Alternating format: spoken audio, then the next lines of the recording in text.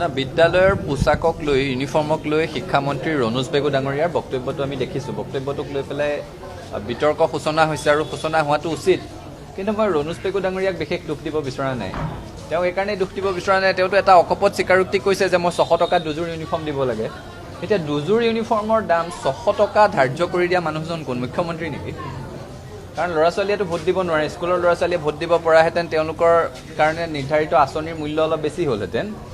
এতিয়া যিসকলে ভোট দিবলৈ পাৰে, য'ত ভোটাৰ সৃষ্টি হয়, তেনেকুৱা হিতাধিকাৰীৰ কাৰণে আঁচনিত ধনৰ অভাৱ নহয়।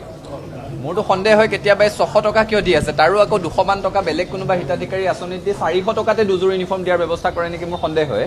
এতিয়াতো পলিষ্টাৰ দি আছে, তেতিয়া বস্তা কাপোৰৰ পিন্ধাব লাগিব। গতিকে মূল কথাটো হৈছে যে 600 টকাত দুযোৰ ইউনিফৰ্মৰ ধাৰণা কৰাটোৱেই দুৰ্ভাগ্যজনক। আৰু ৰাজ্যখন ইমান অচলাৱস্থাত আছে বুলি, ইমান দুখীয়া, ইমান পয়া লগা অৰ্থনীতিত আছে বুলি আমি অনুভৱ কৰা নাছিলোঁ যেতিয়ালৈকে এই কথাটো ৰাজহুৱা হোৱা নাছিল যে বিদ্যালয়ৰ শিক্ষাৰ্থীৰ ইউনিফৰ্মৰ মূল্য নিৰ্ধাৰণ কৰাৰ ক্ষেত্ৰত চৰকাৰখনৰ পুঁজিৰ অভাৱ হৈছে। এতিয়া তেওঁলোকৰ অধিৱেশন আহি আছে, গতিকে এই ছাত্ৰ ছাত্ৰীসকলেতো বৰ মামা বুলি মাতে। তেওঁ কয় যে নিজৰ ভাগিনসকলৰ প্ৰতি দায়বদ্ধ।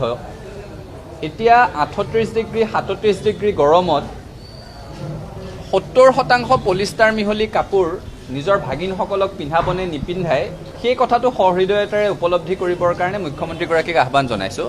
পইচা পাতিৰ যদি ইমান অভাৱ হৈছে, ৰাইজে বুজি ল'ব আৰু যে চৰকাৰখন দেউলীয়া হৈছে, দিবলৈ একো নাই।